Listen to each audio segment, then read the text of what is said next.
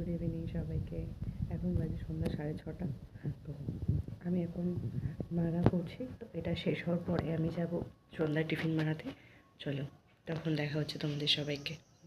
সবাইকে দেখাবো আমি কী বানাচ্ছি আজকে টিফিনে। এসেছি রান্নাঘরে, তোমাদেরকে দেখাই আজকে সন্ধ্যাবেলা কী কী বানাচ্ছে।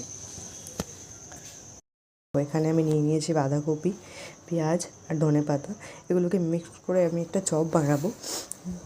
তো দিয়ে দিচ্ছি এর মধ্যে কাঁচা লঙ্কা আর একটু আদা কুচি করেছিলাম সেটাই।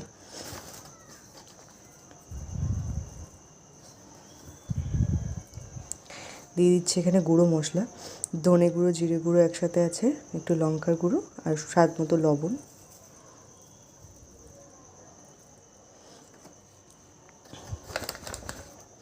দিয়ে দিচ্ছি বেসন,